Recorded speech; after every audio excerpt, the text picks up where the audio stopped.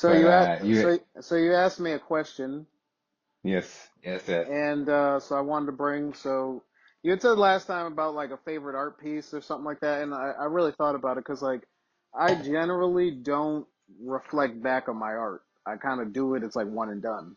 However, Yeah. since I've been in this commission pocket and something I actually, this will be my first time going on record saying this, but something I've been doing recently was seeing if I could use my sketchbook like a checkbook. Hmm. So what I've been doing is going around to restaurants or places where I would normally have to pay money and brokering a sketch or a commission for Oh, wow. food or a drink or something like that. I've been doing that for like 3 weeks, and Oh, wow. it's been really helping me from a just execution standpoint. Like do all these different renders, and yes, I've had to do two loopy sketches. I'm not happy about it, Oh, but nice. yeah, no, exactly. I'm just like, oh, and we're back. It's like, oh, of course you want another One Piece sketch. It's like, oh, you really like them? Oh, that's great. um, of course, the one anime I don't want to draw. It'll get you Um, when this new remake comes out. When the remake comes out, you're not even gonna be able to deny Perry. Okay, no, it. I'll say Daima's got me in a headlock right now. But Ooh boy, I completely have it on my notes to talk about Daima. Oh my but I'll God. say to bookend what I was saying, this would be the piece I select from the recent commissions that I actually have with me. I'm just gonna move Yep. the candle so I don't light it on fire while I'm talking about it. Oh yeah, that would be. This clip will turn into a whole different type of type of clip. So this is actually Yeah. like a little birthday commission I did for one of my good friends. Her name's Frederica.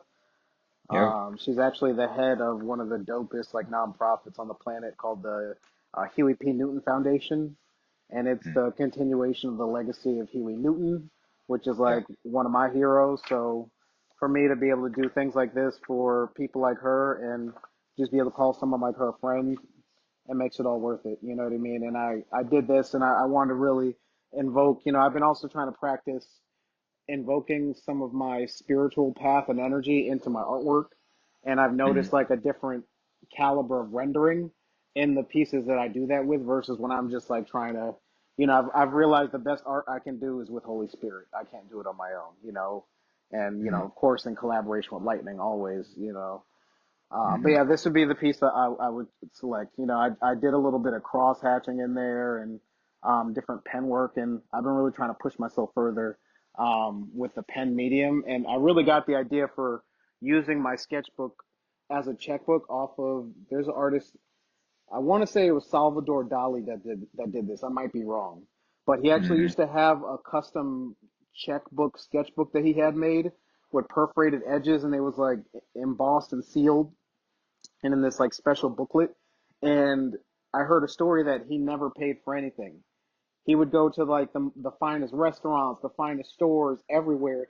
He only used this checkbook as his method of payment because like he was so well known and his work was so valuable. Just one of those sketches was easily worth, if not the equal value of whatever he was getting, surpassed it.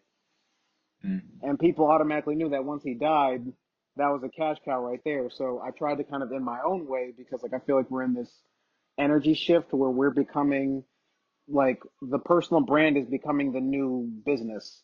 And it's like if that Yeah. was what Salvador Dali was capable of doing, what does the Salvador Dali within us look like, or what does the Andy Warhol within us look like?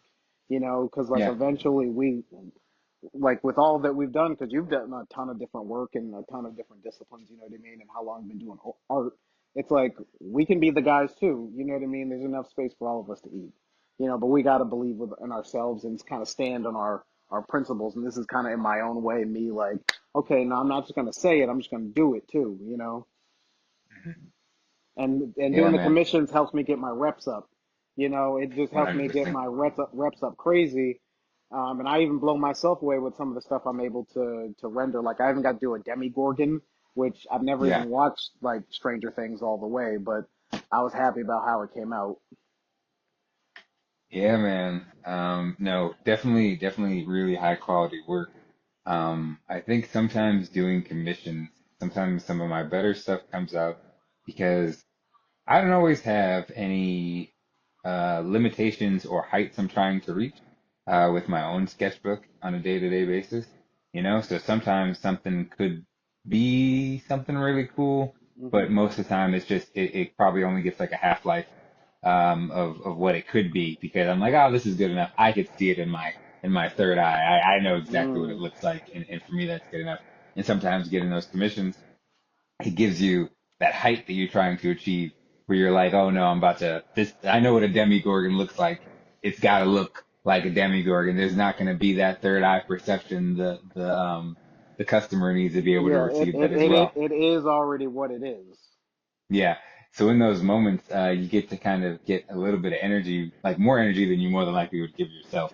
You know what I mean? Because you already have the artistic eye to know what and what not needs to go as far as it does for yourself. But when you bring it to life for other people, that's when you get to kind of stand on business and really get to show out, really get to show every transformation, every technique.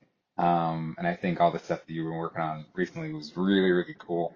The hatching has been crazy. The line weight has been really, really great. The Stitch one that you did was really, really great. The Demigorgon one was great too, but I love the Stitch one because I felt like it had a mix of the hatching, the line weight, You and want then to know the just the pen secret? pressing.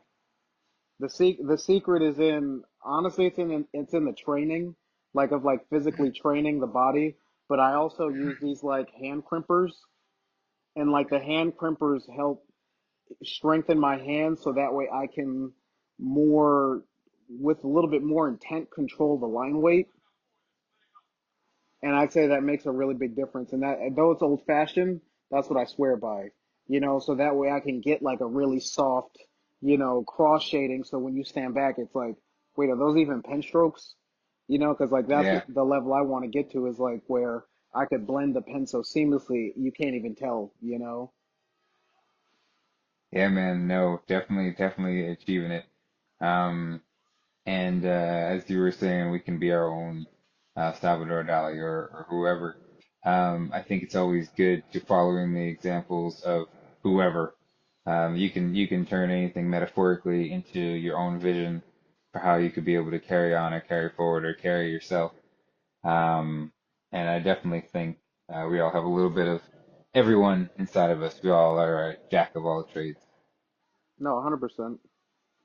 And I also Um, I like that the full quote of that saying.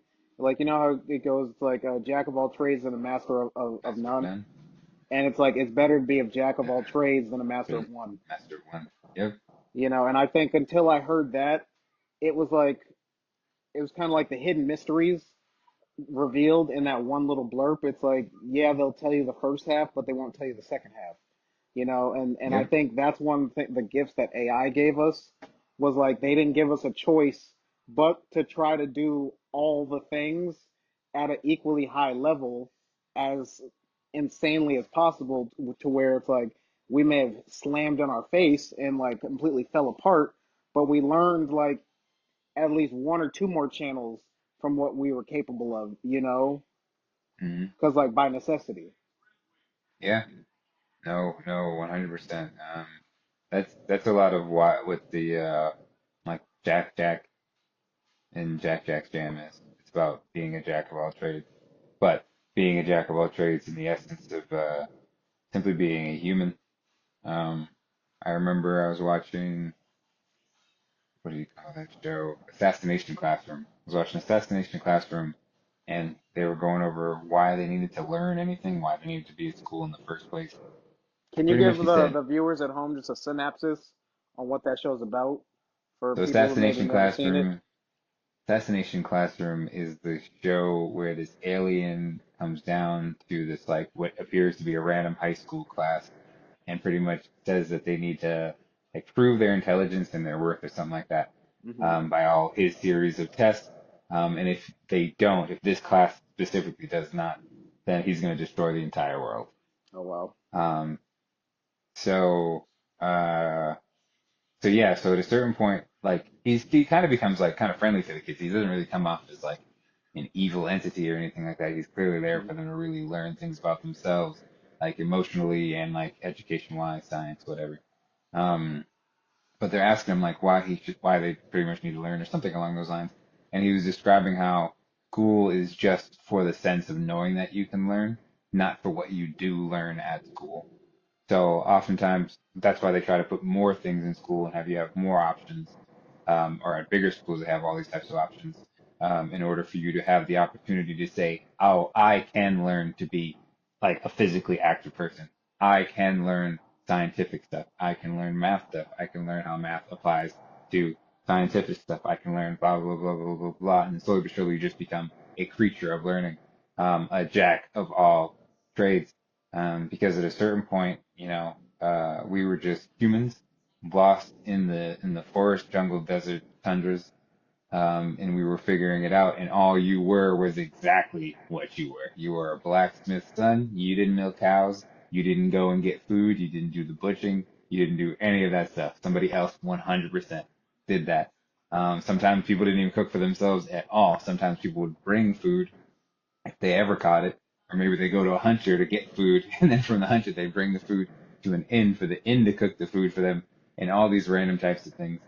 Um, but eventually we started cooking for ourselves. We started knowing more about science. We started knowing more about like a bunch of things, how to operate electricity. And it's funny because a lot of those things we don't need to know the entirety of because somebody else has taken on the brunt of one of those things, for their education. But nonetheless, they still need to lean on others as well as somebody else who knows slightly more than them about something else, you know? Thus, we all become jacks of all trades, and we all get these opportunities to be able to discover ourselves and reinvent ourselves, with the things we've seen others do, in thus bringing full circle the dolly thing and finding the dolly within yourself. Um, yeah, No, shit, man. that's what's up. How does it kind of feel to be on this platform? You know what I mean? And you and I to be connecting. I know this has kind of been like a long time in the making. It's cool, man. Honestly, I think podcasting is actually a lot easier, than people think. I think that sometimes it's I don't know, because I think that we have such good quality conversations, or at least there's at least I don't know, two nuggets or just gems that come out of most conversations I have with friends, even if it's something lighthearted or something kind of heavy. Hmm. Um, that I think that it's super easy the more chill is. Um, and then that's really where the quality is going to come from, personally. Because I think that anytime I've ever tried to do podcasty stuff or whatever, I've never been good at it. Anytime I try to really record most things, I've never really been good at doing it that way. But living in the moment and just kind of generally reacting, I think it works out. And so being here with you feels good, to be able to get it recorded and to just be able to come back to it, even just to listen to cadences and how we speak. I have so many like random things. I have so many random recordings. I probably have videos of, I definitely have a video of you actually. That you probably remember. It was me, Freaking you, and FBI. yeah, me, you, and I think Richie, at a restaurant. Oh yeah, that was Um, yeah. I remember. There was that Mirrors restaurant. yeah.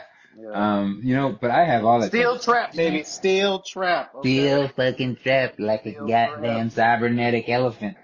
Um, but yeah, no. So I just like having stuff recorded in general. I'm constantly looking at stuff, um, from the past and just hearing people's voices and just kind of being in that moment.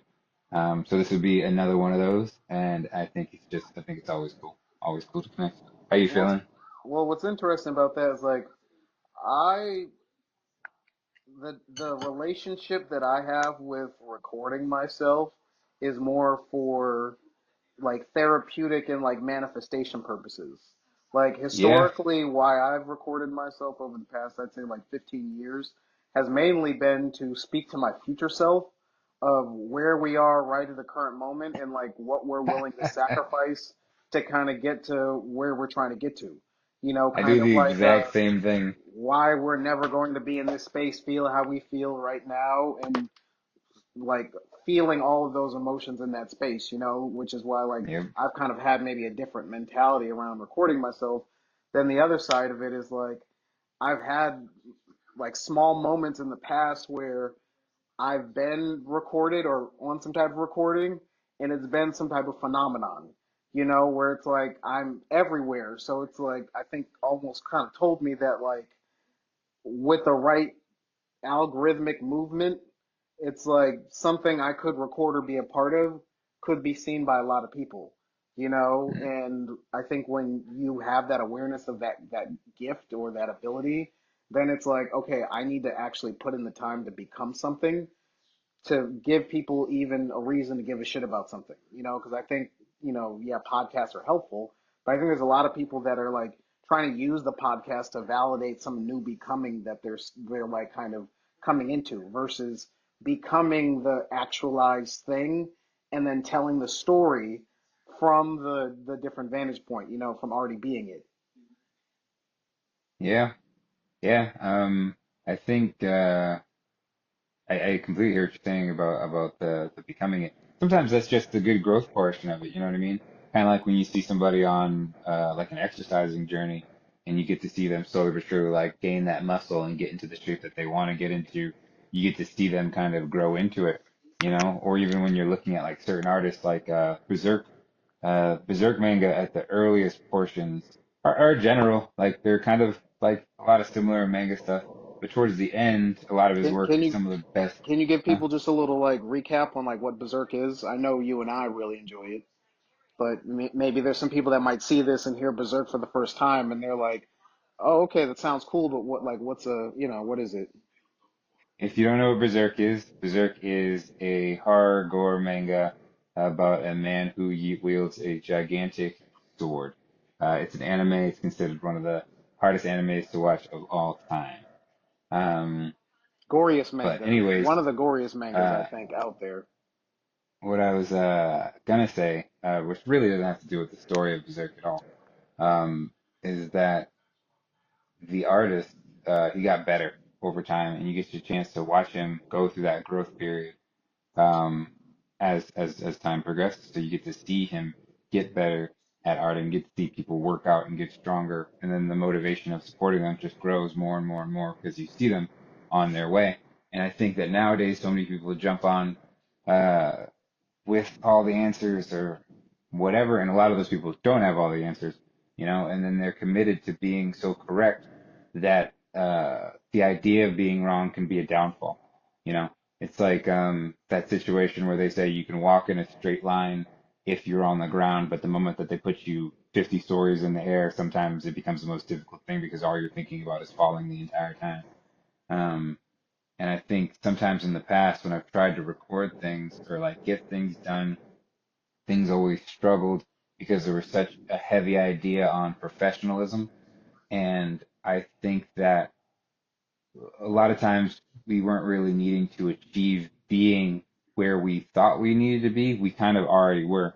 And it was the actualization of like living it, um, you know, um, and thus, because it's always going to be a growth period. What we're talking about now is going to change in a couple of years. AI is going to revolutionize or destroy a bunch of stuff. Thank you, Anyway, AI. so We appreciate you, AI. Everything you do, like when y'all get bodies, arms, and legs, remember us, Jason and Carl. We were looking out for y'all. yeah, I've always been a caring, concerned person. I hope that that matters to AI if if it has any type of feelings. And but at the same time, what I'm trying to say is that, the circumstances just kind of constantly change. The bar is going to constantly be shifted. Last year at this time, or maybe even 2 years at this time, even if we were talking and we were like, oh, I think that this is going to be the next crazy wave for art, X, Y, and Z, we wouldn't have been under the impression that AI was going to take over as rapidly as it did, and it would be such a large adversary for so many things. And you could point out that we weren't ready then either. But I think there definitely is a moment of feeling calmness and a control to where you can kind of like take that leap of faith, but it's gonna happen. It's gonna happen either way, and whenever you do it, you're never gonna be fully ready. You're never gonna know what's gonna really come next. But that goes back to the adaptability and the jack of all trades thing once again, where it's like, yeah, so that's okay if you're not ready for what's coming next. You've proven up into this point that you are a multiple, adaptable, learning being, that you can become a person who they need or whatever in any trade, in any circumstance. And maybe there are some things that you're weak in, but that's all right. There's things that other people are weak in, and that's why we all kind of lean on each other too.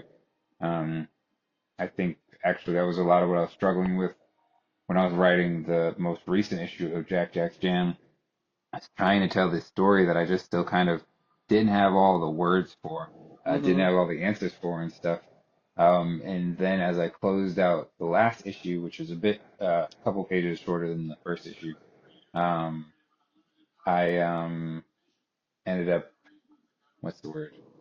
As I moved on to issue three, I'm speeding things along a lot more, and I'm realizing that like I'm putting myself in this arrested development, where I'm progressively behind myself, but the thing is I'm not behind myself. I'm here, but I'm constantly here, wherever here is, you know. Um, Very Doctor Who of you.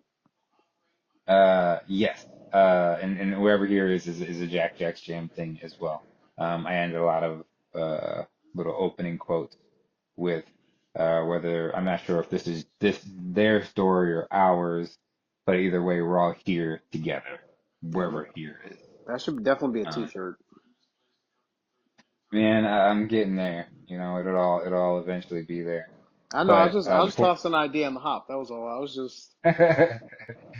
um, but yeah, so no, going on to issue three, I'm kind of just really just kind of writing it now from where I'm at and what's kind of been going on, and it's cool because I think a lot of the elements of Jack Jack for me are meant to be super flowy. Like the universe itself is meant to be in a constant flux of both like emotion and mental stability in a way, physical stability as well.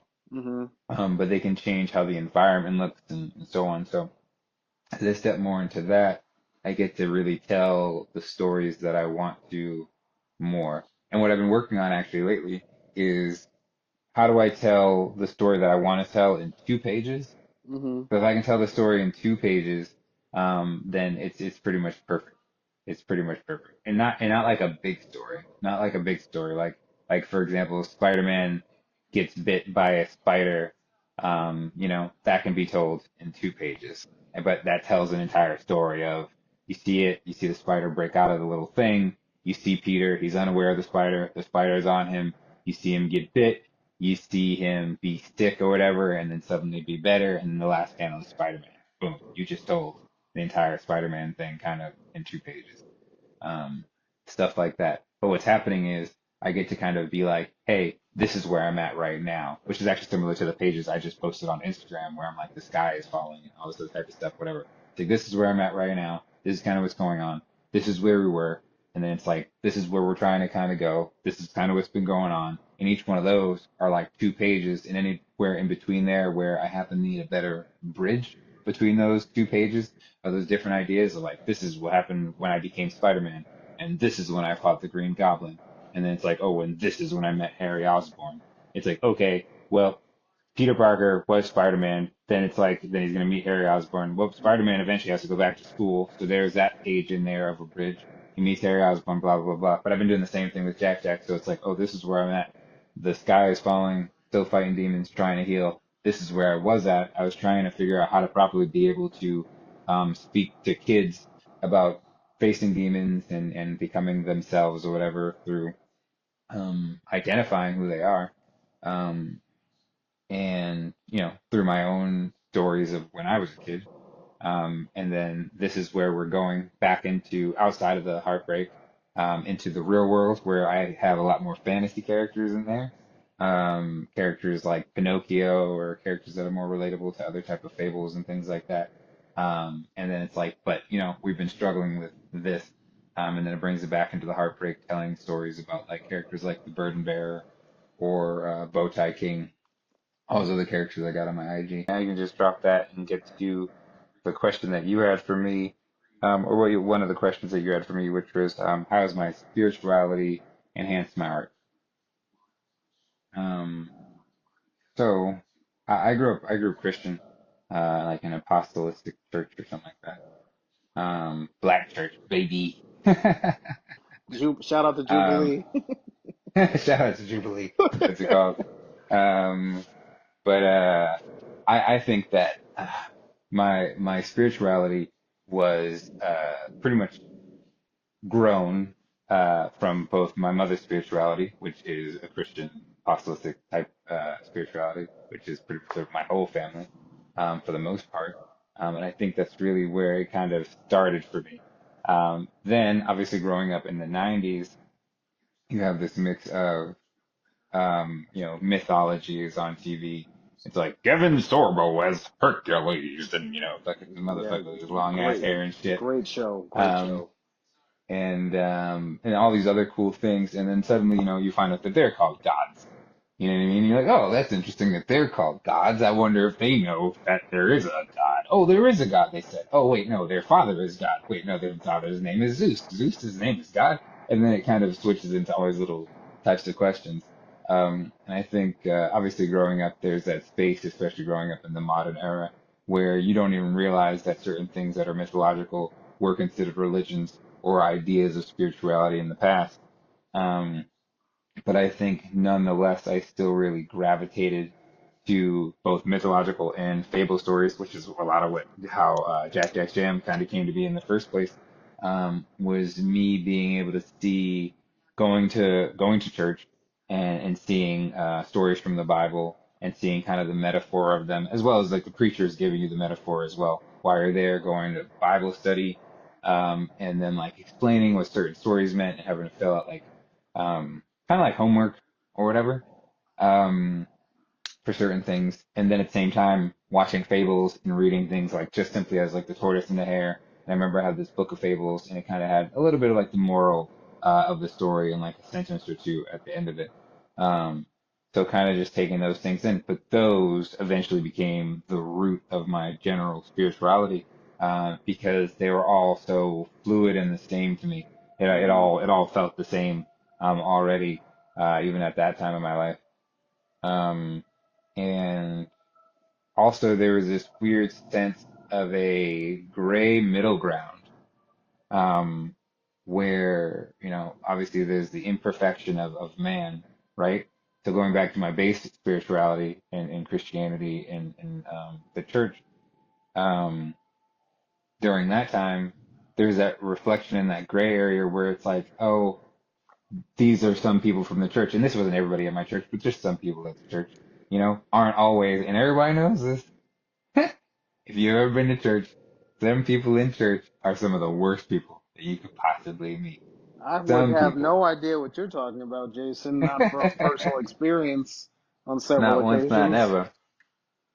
I But went some to one people in church where church. they would call people out in church, like, on the announcement section. They'd be like, "Oh, does anyone Yeah. want to come up and make announcements?" Like, "Oh, well, I just want to personally say that if there's anyone out there that is having difficulty finding when and where our certain events are scheduled, that's why." Actually, it's like, oh, people are coming for people's throats during service. To your point. Yep. It's so real. And I think like I figured that out super, super early. Super, super early. And I think a lot of that was because also like my mom was a single mom. People like to talk. People think that kids don't notice as much stuff as they do. I was a kid who noticed a lot of stuff. So yeah, I just remember always hearing people bad talk things, bad talk other people, say just really, really fucked up stuff, person and whatever. And then it gives this question of morality, in the sense of grayness and what are the limitations of God and so on. Also, I've talked to you about this a billion and two times, about God's relationship with the devil and him not being able to find a way to make the devil feel better or whatever for this love, this like unnatural, like overly abundant love that God is supposed to have, and that the devil doesn't really get it. Like, and also the idea that no one ever really prayed for the devil. No one ever wished that the devil would change, that the devil would feel a better way or something like that. I always used to think about that as a kid. And I think it was because of the fact that that gray area was also some, not only people who were in the church, but also people who were around me as well. Um, where you saw that sometimes a difficult person was sometimes, an amazing person on the opposite side of the coin, or someone who looked out for you. on the opposite side of the coin, Mm-hmm. but maybe not for everybody else. Um, so I think that that sense of morality, and that sense of immorality are like the staples of all of my spirituality. And I think that those things have coveted pretty much how I've completely drawn art, for the rest of my life. Um, because when I first started drawing, like a lot, 'cause I just drew like any kid drew, just randomly whenever you're at school or whatever. But then I first started drawing a lot because of depression. My younger brother had passed, when I was a kid. I was 7 years old. He was 6 years old when he passed. And so from that point forward, I had this moral question of, like, because I knew death was a thing, and you die and then you went to heaven or whatever, and then heaven, Olympus, all these places. Um, but the idea that a child could die was new to me, and also thus created that larger gap, that larger grid, that larger moral questions of who is God? What is the world? Why don't we pray for Satan? Why is this like? Why are some things so black and white, but yet everybody's clearly living in all these spaces? Even God, to me, seems to be living in the gray. I don't think that there's a black and white space for God either. Even in any version of any Bible that I've seen. Um, there's always this weird like, hey, but then this happened on the opposite side, and it's like, oh, you just don't get them. I was just like, that sounds like an abusive relationship, but okay. Yeah, You're in abusive. love. Yeah. um, and like I said, it's not an entire thing. You know what I mean? It's these segments, it's these moments, and it's the thing is, at no point is God like, you know what? I'm sorry. Well, it's I. That one moment, I'm telling you for sure. Do you That think was God that really was has to say sorry? Because, I think of God as like transcendent, existing beyond good and evil, Yes, and I no. So think, and that's where the gray comes in. That's pretty much like that's what I'm trying to, I guess I'm putting in that full thought where, the sense of morality came in, and the idea of morality and immorality forced me into the state of depression, because it made me start to question all these larger ideas, which questions not just why are you doing out there. It really, the question is, because that's how it often comes off, right? It's a fist shaking at the sky, but it's really a fist pumping on a chest that is saying, like, no, why am I down here? Like, why am I going through this? What is the answers to this and whatever? And it's like, oh, well, you may never know. And it's like, okay, well, I got to tell you, that is the worst way to do this. The worst way would be to not know. Like imagine if you woke up in a doctor's hospital with mhm. no anesthesia and no memory of why you were there, and it's just a bunch of people around you with like knives and needles and whatever. And if you could understand them, they could be like, "Hey, we're about to have a surgery on you in order to be able to save your life, in order for you to be able to do this thing, in order for you to be able to live a better life, and for the rest of your life, they'll never have to deal with this again. It'll always just be peace and harmony and whatever." Now, if they could say that to you, you might be like, "Oh, okay, cool. The surgery is going to take several hours. This is how long it's going to take me to heal. I'll be out of here in 10 and I'll be living my happiest life." But if you just saw a bunch of motherfuckers just jumping on you and they were just like, "We got your best interest," and they're just stabbing at you and just cutting you up and you're just like, "Why? Why?" And they're like, "Don't worry about it." Like those several hours could feel like eternity before you get to whatever this next thing is, and and once again, that next thing, that idea of eternal life, eternal bliss, eternal peace, acceptance, understanding, that opposite side of it, you know, if that is somewhere out there, then the shaking of the fist isn't a blasphemous moment. The questions aren't a blasphemous moment. The questions are just like, oh, you'll find out. The shaking of the fist is like, oh, you'll find out. Like the answers are on the way or whatever. You're just a bit confused right now. You're just going through what you're going through, the storm. Um, but back to the fullness of my answer. Um, so the morality came into question, and therefore, I started taking my art from one space where, I was just drawing characters, and I started putting myself into the stories. This is mainly because of one of the few things. one of the fewer, I think not few, but one of the nicer things that my mom said to me when I was a kid about my art, and that was, she said, "Oh, this one's nice. It looks like you. You should draw more pictures that look like you." So, it was a super nice compliment or whatever, and I didn't always get compliments on stuff. Um, so I love that. So I started to actually draw myself into my work a little bit more because of that comment, but also within that, being able to kind of have those questions and those conversations, those large moral conversations that I can no longer have with people, you know, because there's always a limitation of the moral conversations that most people want to have, because the fact that at a certain point for them questioning things, they have to turn the rest of the questions onto themselves, uh, you know, and I think that that stemmed from that. So like I sent you a picture earlier, and one of the pictures is like this really, really muscular dude with like a tiny little head, and like a backwards hat. That is one of the first like idioms, or not idioms, I don't know if that's the word I'm looking for. That was one of the first like ideas of myself that I drew as a kid. So I drew myself with just it still got a child's head, but then I just drew a man's body. And at the time, it's the 90s and shit, so I had my hat backwards. You know what I mean? So it's literally just a child in a man's body in that first picture, and every single one of those things are these moments in which I was going through life where I had a question, where I had a feeling, where I had a sense of morality and justice and things that I needed to solidify for myself.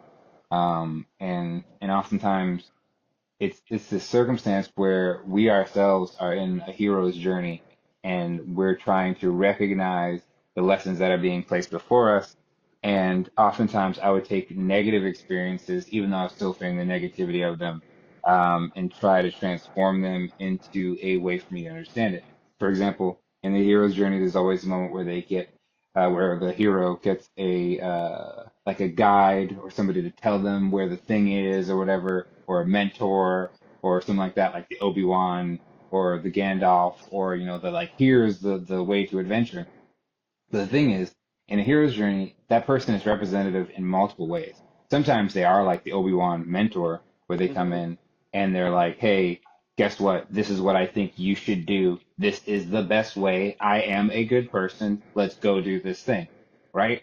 But they can also be a person who says, there's a legend about this thing out there in the world. I've heard about it.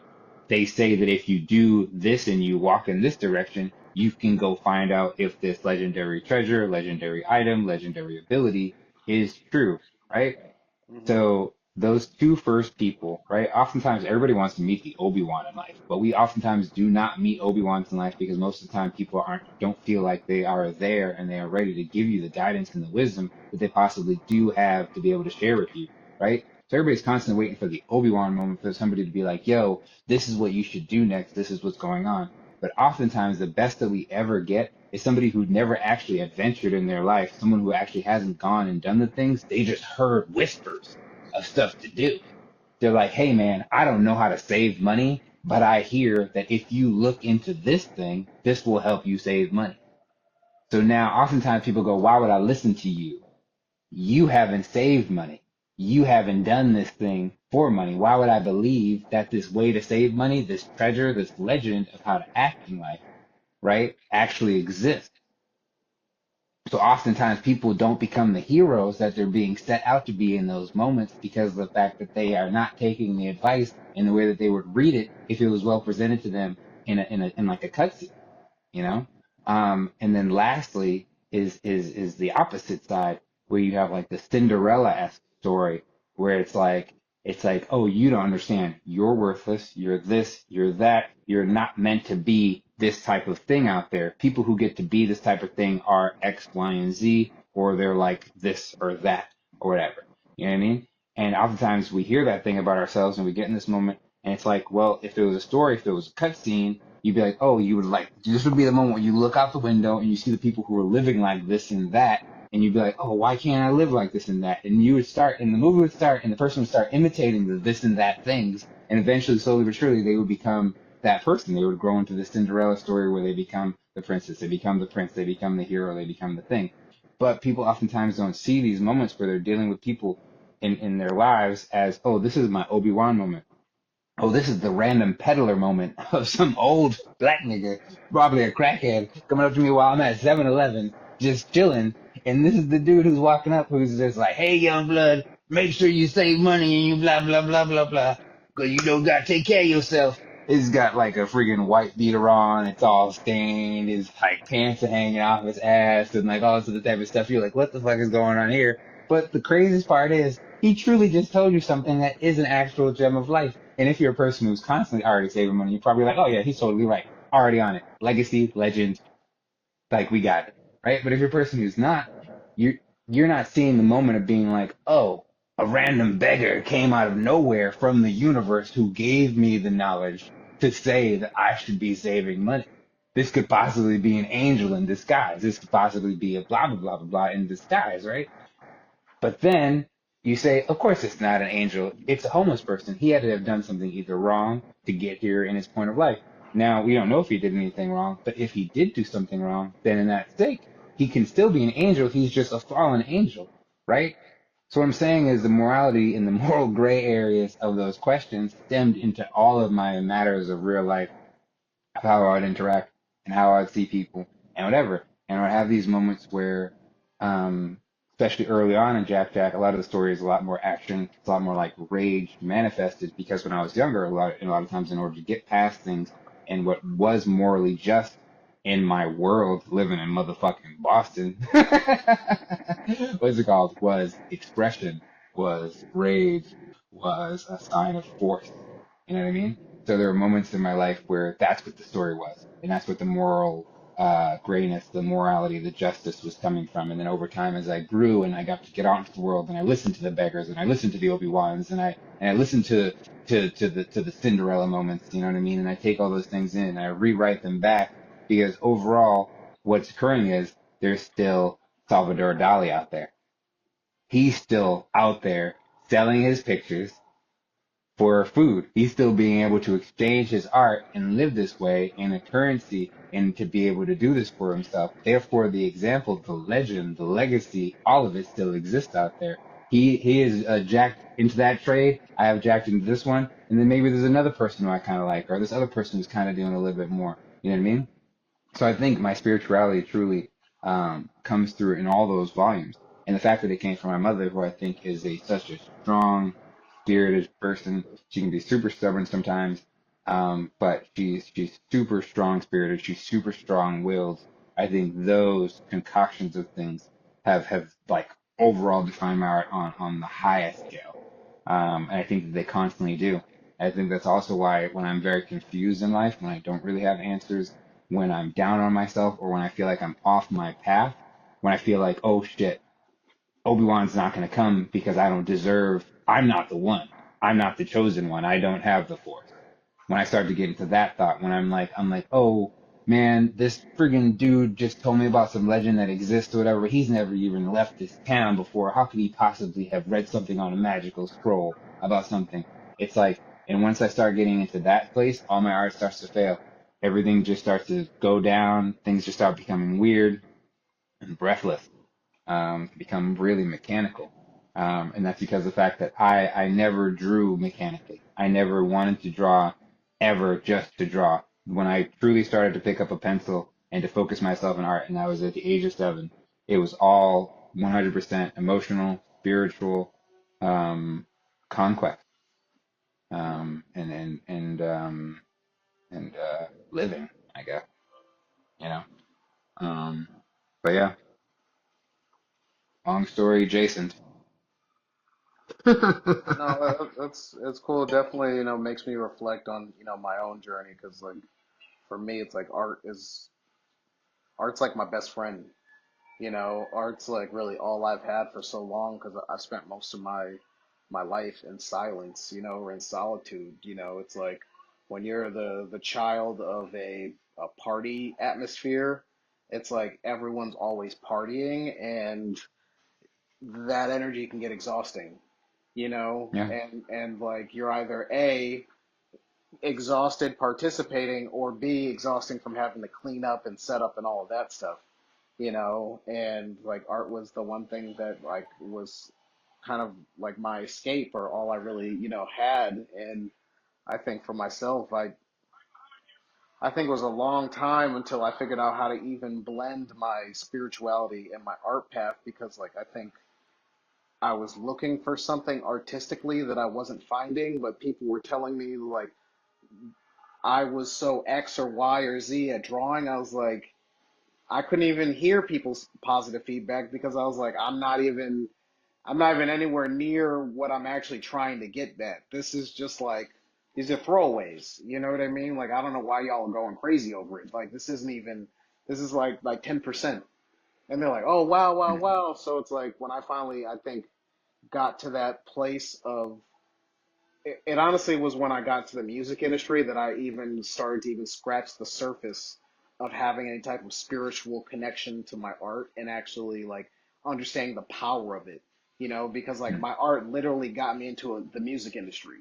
Me, a Mm. colorblind artist, you know what I mean? Like, who'da thunk, to get in this record label where I'm with people that have made hits for Chris Brown, hits for Usher and all these like big name people, and they're like looking at me like, yo, like you're the drawer. It's like, yeah, I literally got here just with a pen, and just storyboarding. And I'd say I did all that while to kind of like dealing with emotional turmoil like I'd never, because like literally the month I signed my contract for the record label, my grandmother had Mm. died a month before that, and then I ended up never getting a funeral for my grandmother or my grandfather or being able to see their ashes.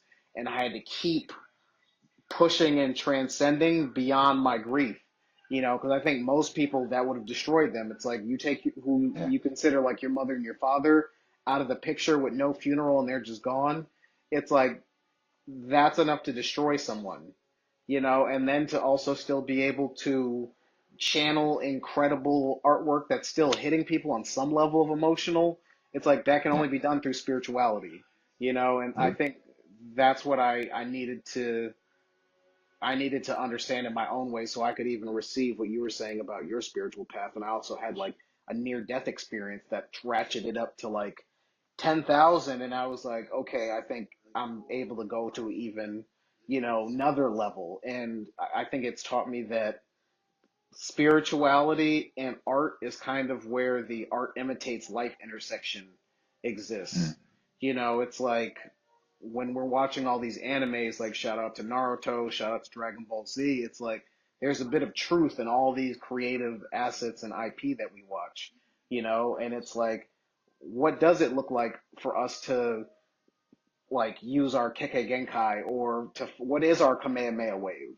Because like the Mhm. thing like that Dragon Ball Z taught me is like I didn't realize the effect of spirituality and art as it through the lens of what anime was giving me, because like one of the things Dragon Ball Z taught me is like if you just have one solid move that just works and you just keep building on that, it can do things you wouldn't even imagine.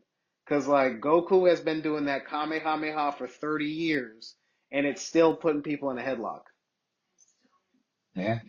And I think that's what I know you'd mentioned Dragon Ball Z Daima earlier, so I brought that up to kind of segue into there because like I think what Daima's doing is like so nostalgic, but it shows me that you can reinvent nostalgia in ways through authenticity. And that was one of the great things about Toriyama is he could just be like toggle it on our head top. It's like, oh, just to show you I can still do it, I'm gonna do it right now just to shut y'all up and I'm out of here. It's like, got Yeah. us again. It's still, I'm gonna be here for another 50 years. Yeah, man. I just want to say something real quick about the Kamehameha. Funny thing about the Kamehameha is it was invented by Master Roshi, and the reason I say that is simply because I know that that's a known fact. The reason I say that is because of the fact that it took him a very, very long time for him to be able to manifest that ability. Now, obviously, Goku did it very fast for all the reasons that we know now. Spoilers. Spoilers if you don't know anything about Dragon Ball. What's it called? Him being a Margox, wish, Saiyan. wish, wish, wish. What's it called? Him being a Saiyan. But honestly, and this is the craziest part, right? Goku does have a natural aptitude for fighting, but due to his head injury, the thing that makes Goku a martial arts genius not just a Saiyan who fights because he's a lower class Saiyan, is because of the fact that he knew one man who loved him, and that is Grandpa Gohan. Grandpa Gohan gives Goku the love for martial arts. He continues to pursue martial arts because that is the one thing that he got outside of the Dragon Ball from his grandfather. That is the reason why he's always about it. And his grandfather was always faster than him, always better than him, because his grandfather was the student of the greatest martial arts master in the world, so on and so forth. Right? So he was already used to that scale of fighting upwards, which is similar to like a guts type of thing as well, of swinging a large sword too early. But nonetheless, the point is the Kamehameha is an ancestry weapon that's enhanced over those years and over those centuries by Goku, Gohan, and Master Roshi. Master Roshi developing it from his master, whatever. Gohan learning the turtle style and technically teaching Goku his own style that's based off of the turtle style, which is also another reason why the Kamehameha was easy for him due to that connection, right? And then finally him being able to carry it forward throughout years and years and years and years and years. But with that being said, Daima is motherfucking killing these hoes. Oh my And god. Oh my big, god. big shout out to King Kamehameha, who the Kamehameha wave is named after. Big shout out to Big shout out to King Kawana Toa. I forget how to say it. I forget. Forgive me. To the one man who did not bow to King Kamehameha and gave the nation of Kauai its own space, and still being its own nation, but while still being a part of the Kingdom of Hawaii. Um, you can't let my big up for Kamehameha like live for like 60 seconds. I totally would love to do that, and it's not yours, it's everybody's. Oh, And really? but at the same exact time, actually, I just recently found out that information that I just shared, and I thought it was so dope that this dude just showed up and this king who was just conquering everybody. He was just like, "Look, we could fight, but let's not fight. I'll work underneath you, but I still just want to be the king of my shit." Just chief, king, whatever. I still keep everything I already have. I'm just a part of your stuff, and we traded stuff. And Kamehameha was like, "Cool, you're good. You're the one person who gets to be choked." So I thought that was really, really cool. But anyways, as you were saying, this nostalgia and like Oh my newness is God, just, oh my Daima is goodness. like, And I think for the past couple of years though, Dragon Ball just hasn't had an opportunity to have animators of this level or for people to care. Obviously, we had the Broly stuff going on, no, this is and then different. This is like it's totally different because it's this just like Dragon Ball. Oh this my like goodness! this is like all of the children had a child. It's like it's like Dragon Ball Z motif in the Dragon Ball like vehicle animated like the movies every episode, and it's just like from now on everything's got to look like this. Everything, everything. I'm cool waiting a year in between seasons if every season if we get like 10 episodes and it looks like this. Also, we're in this weird era of updates now. So now sometimes we see the trailer for something, and then we watch the show version of it, and the trailer version to the show version already has changed a certain amount because they updated it, and then we get the digital or the whatever version, the purchasable version. Excuse me. Where there's been even more updates that the things that they couldn't do for the series, why it was still running. So we're in such a funny era, but no, it looks gorgeous. I think this episode was insane. This last That last episode was episode insane. with Oh the my god. Tamagami, oh my God. It was just so crazy. I've watched it at least like twice already. I need to watch it again. I need to watch it again for sure because there's certain things I even wrote down. They're on the phone. Let's see if I can swipe this up and do that at the same time. And Let me see. Because, the martial arts in Daima yep, is like,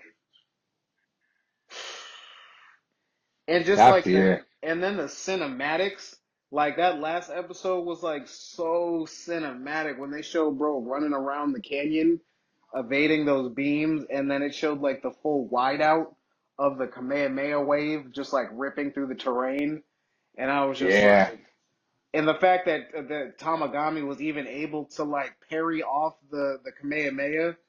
Like Goku was like, "Oh, I know you can keep going." He's like, "Yeah, but like you already proved the point." Yep. Bro, that was so cool, man. All the use of the power pole is fantastic as well. Because once again, power pole became the perfect thing for Goku, and it worked for Toriyama for that style, for that Charlie Brown kind of style that he was not completely going for, but he still had a part of just that squatty character.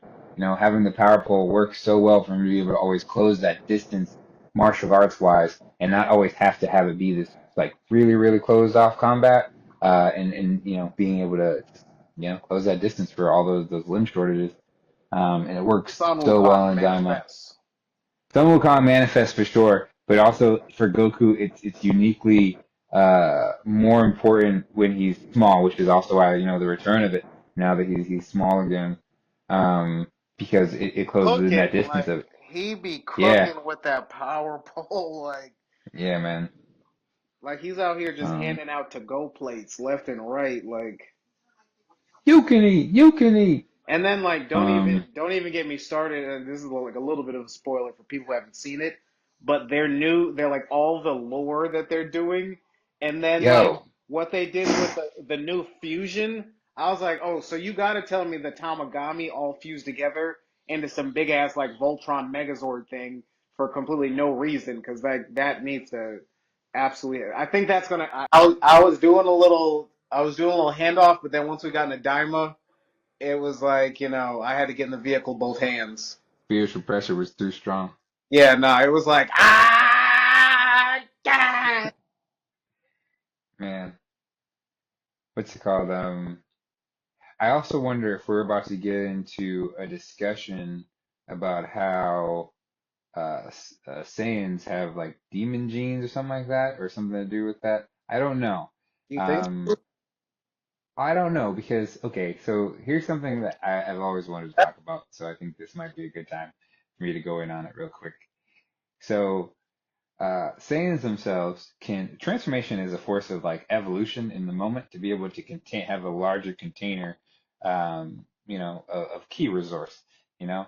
And if ki and chi and gas and all these things from an actual martial arts standpoint or whatever is how our internal organs work, a lot of times when you're focusing and getting into that kind of hyper state, that Kaioken, that Super Saiyan state, it could truly be you being able to access this emergency fight or flight little stack that we have in our body that contains like adrenaline and endorphins and a bunch of other things, whatever that pretty much is the thing that activates in our body. That's why sometimes they have the whole moment where it's like, oh, this mom lifted a car off for her baby. How did she get all this crazy superior mom strength, or whatever? It's that sac opening in on her body that's allowing her to be able to have her 100% full power in that moment. The thing is, we don't run like that all the time because of the fact that it would eventually damage our bodies to be running with that many chemicals all the time like that. So whenever I think about like Dragon Ball and the mix of martial arts and ki and gas and channeling those things with that, I see Super Saiyan and transformations as an explanation of being able to access that that sac, that reserve of energy, and bring it up, but then being able to stay in that state for like a constant space, you know. And then with the levels of S1, S2, all the way up to S3, it's being able to squeeze more or open up more of that chakra flow if you want to, if we can stop referring to it as a sac.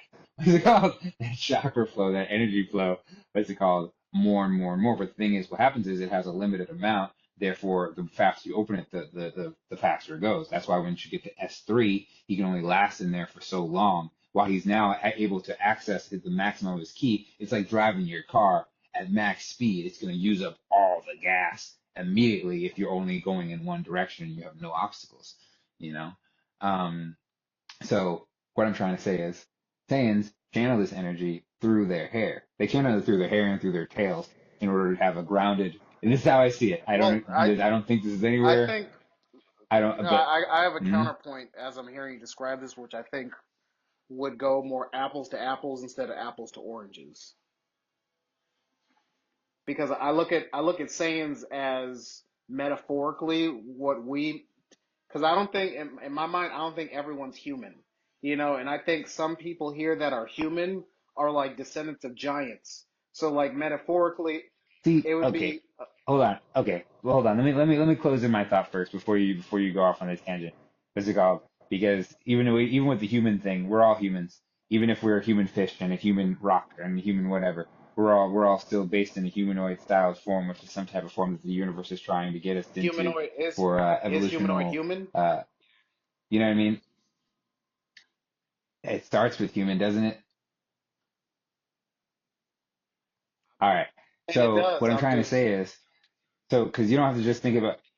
Yeah, yeah. But the thing is, right? So the Namekians, right? They have a way of being, as we learned from Piccolo or whatever, from even just the Super Namek.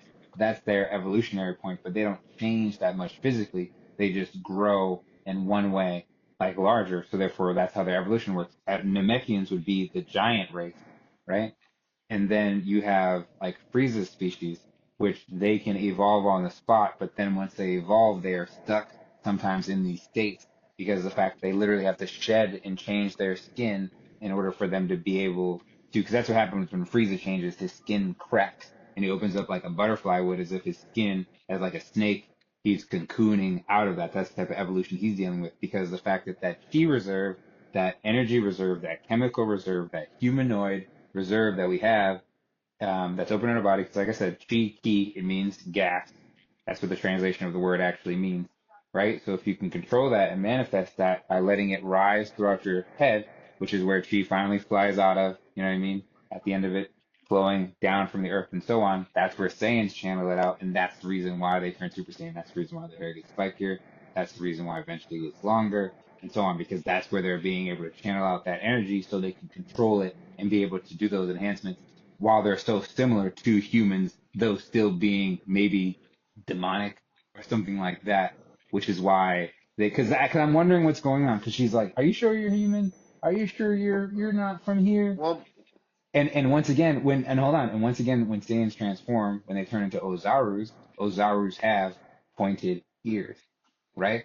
So therefore, Saiyans could have been two species that came together. This is what I'm trying to wrap my point back into about what we were saying and why I'm bringing it into the Daima conversation at all, and why I thought this was an opportunity to be able to talk about it, is because of the fact that if they channel energy, because of the fact that demons do magic, right? There's magic, and then there's ki, and then there's God energy, right? So demon energy is now us getting more information about demon energy, even though we already had demon energy before. So that's what I'm kind of saying. And I'm wondering if Goku is now about to be somebody who understands Ki, who understands God energy, and understands demon energy, and actually has the trifecta of all those. Obviously, we can see this with Gohan, with Beast, and so on, but maybe Saiyans have the demon energy in them in general, and that's why Gohan even becomes Beast. I don't know, but this is my theories for Daima, and I had to explain the other part in order to fully get well, to I it. think it's tricky because there's so much alone within Gohan where he can get his beast form just from him being like a adopted Namekian through his training with Piccolo. Like I feel like Piccolo's like baptized Mm-hmm. him as like a able to pull from that same like realm of power that he has, you know. The And demon then energy. also if you take the Kai realm, because Gohan was also initiated by the Kais, it's like he's able to pull on the maximums of the light and the dark, you know, which I think that's ironic as we talk Yep. through it out loud. You know, he's been baptized by both, you know, the most powerful entities of both sides of the polarity, you know, which I think is interesting why his Yep. hair is white and his eyes are red, you know. But I think to what you're saying, like, it would be interesting, kind of, it's interesting where this goes because, like, all this makes me want to get is like a Super Saiyan God origin story animated like Daima, you know, that goes back with like the same stilo of like vintage Dragon Ball Z, which like it would peel my entire head back seeing Golden Ozaru, you know what I mean? And just like the birth, the first Yeah. Ozaru, like, you know, Yeah. like Ozaru the Great, who was like, who probably like his descendants evolved down so they could fit on planets, you know, because he was probably so Yep. big that, you know, like I don't know, but that's also why I think the parallel between Saiyans and like the humanoid template is I genuinely do think everyone here isn't like I think human is just a template, you know, that can with Yeah. the certain ingredients added to it, it can change into and evolve into something else, you know, but the ingredients inside the blender dictate maybe the what the blender can look like externally based on what's inside of it, Yeah. you know. And I think for Yeah. there's some beings on this planet that maybe were giants in their past life, you know what I mean, or have more giant energy than someone else, which when it comes to like that will, it's like your will isn't just the size of like a base level human, it's like a base level giant, you know? So like when you're like pushing yourself like from an athletic standpoint, you're going to have a well that's even deeper to pull from, you know? And when you actually get Yeah. traction and start building muscle, like you could look like something that's terrifying to humans because of like how hard you're going, you know what I mean? Which I think Yeah. that's where like Saiyans bring that around full circle when they're in like the everyday Earth world and their universe, where it's like you Yeah. guys Gohan is like the Golden Warrior, or you know the Saiyaman. You know, it's like he's like a superhero just off of his core power set. You know, just to show how Yeah. like different evolutionary. You know, but I also think like when you take the tail off of Saiyan, it becomes something completely different. You know, which I think it'd be interesting if there was like a core of humanoids that still had tails, because it'd be like, what abilities are they channeling through still having that tail, through still having that beast connection? Mm. Broly's also a polarity of that as well, where it's like Broly's able to like fully embody the Ozaru frequency. It's like there's no doubt about it. You know what I mean? And he Yeah. doesn't even go Super Saiyan before he's on your head top. He's like, oh, I don't even need to go Super Saiyan. I've got base Ozaru. It's like, what do you mean base Ozaru? It's like, yeah, I could just turn like 8 feet tall real quick and just like throw you like this. Yeah, that's kind of I kind of dislike him being so buff immediately because of that. Just because I appreciated just the old skinnier Broly, and then him tapping into the Ozaru side and you being able to see that from his buffness. Obviously, in this one he gets like more buff, but I think him starting buff is I think is kind of not I don't know. I feel like it could have. I feel like him being skinnier would have just been more of an impact when you saw him get so goddamn big. Kind of similar to how skinny Taguro really was. I think it goes Um, back to different nutrition, because like this Broly was on a planet eating like Mondo bugs, you know, and oh then yeah, yeah, and no, then I you get got that. Buzz, which is this gigantic fur dragon. You know what I mean? Everything on this Yeah. planet was oversized, and he was also eating this oversized slop in this like desolate world where he was like the brightest thing in this world, you know, and it was like Yeah. completely desolate. So it's like all he had was his strength. That was it. Like that was like the metropolis of that city was strength. It's like you either are strong or you get eaten up and devoured by something. Yeah. I Yeah. think it's like kind of like I think only able to exist because of his latent potential. Because like his latent potential, it's like pretty much adds gas to the fire. Yeah. And then his dad Yeah. is like absolute psycho. So like this Paragus, you like I definitely can tell you this Paragus was wired completely different than the Broly in that movie. You know what I mean? Like this dude was on like 9,000 of like bruh, like you know you remember, you know what I mean? Like Yeah. I think it's funny because I feel like this Paragus was nicer. Yeah, personally, I feel like this version of Paragus was nicer than the other version because the other version is specifically only like trying to get revenge. Like that's his whole life's purpose, and he's making that Broly's life purpose as well. And thus he's controlling Broly for that life's purpose, and that's what makes Broly crazy. So majority of the villainousness was more so leaning on Paragraph in the old movie, but in this movie, it's more so like, oh, like what the hell's your story? And he's like, oh, well, this is my story. And Frieza's like, oh, I have an evil idea. I'm already going to manipulate you. I'm going to utilize your emotions of something that you justifiably should be upset about. And your son actually is a little something wrong there. Not everything is really all put together. It's I not mean too, I the get man never why, went to I get school. why everybody was actually afraid of him. I get why everybody, cause the old Broly, there was no reason to actually be afraid of him. Uh, his father ends up bringing that story to life by his revenge, which is thus kind of King Vegeta, kind of doing there's a fable about this as well. about this king and his daughter, the daughter of the princess, whatever. And the king goes to this lady, and the lady says that the princess will have a son, and that son will kill you, and he will become king. So in order to make sure that his daughter couldn't get impregnated, he like treated her like shit and like kept her away in this dungeon and blah blah blah blah. But because of his actions of doing that, eventually it led to someone breaking her out and her escaping and whatever, and then her and like they faked her death and her becoming pregnant, and then thus this kid comes. This kid ends up marrying um this like his stepdaughter or something crazy happens or whatever. And anyways, that kid ends up becoming king, ends up killing the grandfather, whatever. Either way, the grandfather made it happen. So Broly's story in the original story is more so a sense of King Vegeta's paranoia creating exactly what he was afraid of, and Paragus following through with that because of how King Vegeta made him feel. In this moment, Paragus kind of has a moment where he's kind of away from it, and he doesn't have full control. He doesn't have that castle. He hasn't taken over a bunch of people, like you said. They're living in this desolate land, and luckily, Broly is already like this monster. You know what I mean? And I would say in this situation, it seems that Paragus may lean on that. Maybe Broly leans on it because of the fact that he has nobody really around him except for his father and um, the other monsters. But because of that, for some reason, this Broly more seems to respond to feeling like a monster.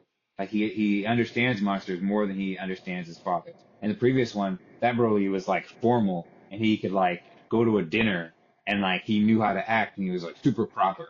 You know what I mean? This Broly truly is more of an animal than Well, he is the a different man. environments, like So you therefore said. he's not really, yeah. Different environments and different narratives like all together.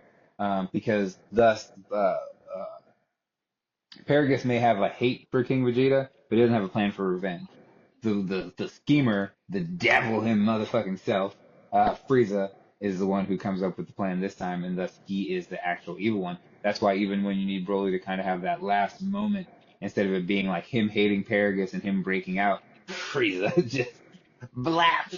He's like, oh no, look what he did to your father. Honestly, Frieza needs an Oscar for his acting He in that does. Broly movie because like that That the shit acting in that Broly movie was different, bro. Like some of the so funny, man. dialogue, the sound scoring, it's like so many Yep. of it was just like chef's kisses. But I also think what's different is like with the Yeah. first Broly, you had Broly and Kakarot have that rift dynamic that existed back when they were in Yeah. pods. So literally all they had to do was Yeah. be next to each other and like bro would you because like really think about like how ingrained like if you're in like that pod type of experience and there's another kid in the other pod just screaming all the time. It's like, make it stop! Make it stop! You know what I mean? And then you get to a place where you're able to even actualize on some type of strength the moment you see that person. You wouldn't even be able to explain why that person triggers you.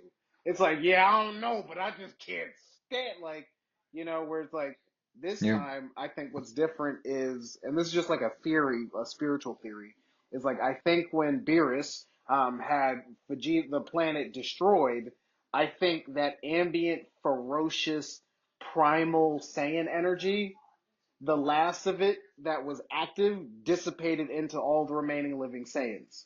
And I think Broly, because of uniquely his last, like the perfect scenario of when he left the planet and like the potential that he already had, that mixed with Vampa and then that ambient energy, it's like he had a tail during that time. Like he had a tail when other Saiyans had already lost their tail. So then there's also no telling on how long he was able to like do this training with a tail. Because like so many other Saiyans cut theirs off like way long ago. They're like, let me just get that out the way. He could have had his tail up until like his 20s.